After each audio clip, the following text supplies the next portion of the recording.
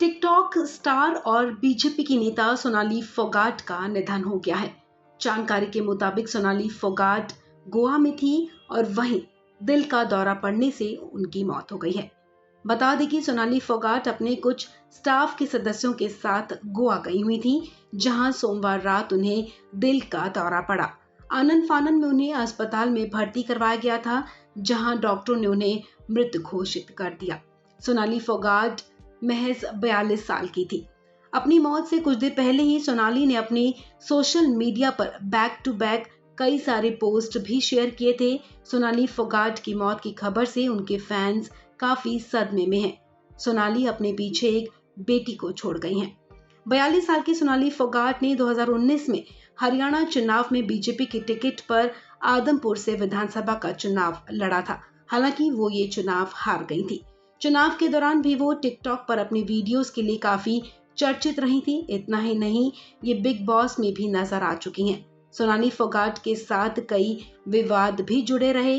वहीं निधन से पहले सोनाली फोगाट ने अपने इंस्टाग्राम अकाउंट पर एक वीडियो भी पोस्ट किया था, जबकि ट्विटर अकाउंट पर उन्होंने अपनी प्रोफाइल पिक्चर भी बदल दी थी।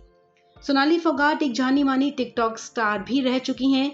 वो बिग बॉस 14 का हिस्सा रह चुकी हैं, जिसमें वो काफी चर्चा में रही। इस शो के दौरान उन्होंने अपनी निजी जिंदगी को लेकर कई खुलासे भी किए थे। उन्होंने कहा था कि उनके पति की मौत के बाद उनकी लाइफ में एक बड़ा बदलाव लेकर एक शख्स आया था, लेकिन कुछ कारणों की वजह से उनका रिश्ता आगे नहीं बढ़ सका।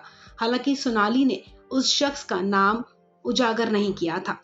वहीं सोनाली बीजेपी की नेता भी हैं। सोनाली फोगाट ने साल 2015 से एक्टिंग में सक्रिय रहीं और जिमी शेरगिल और रवि किशन जैसे कलाकारों के साथ फिल्में करने के अलावा कुछ टीवी शोज भी किए हैं। सोनाली फोगाट ने पिछले हरियाणा विधानसभा चुनाव में बीजेपी की टिकट पर चुनाव लड़ा था। वो हरियाणा के आदमपुर विधानसभा सीट पर कुलदीप बिश्नोई के खिलाफ चुनाव मैदान में उतरी थी।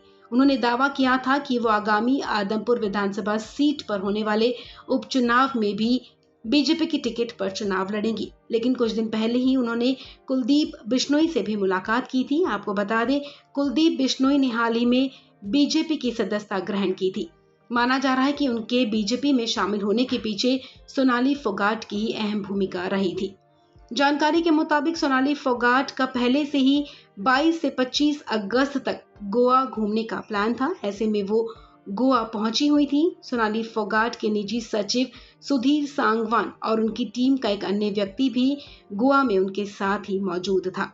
आपको बता दें, 2016 में सोनाली फोगाट के पति संजय फोगाट भी हरियाणा के फार्म हाउस में संदिग्ध परिस्थितियों में मृत पाए गए थे। इस खबर में फिलहाल इतना ही। तमाम अपडेट्स के लिए आप बने रहें वन इंडिया हिंदी के साथ।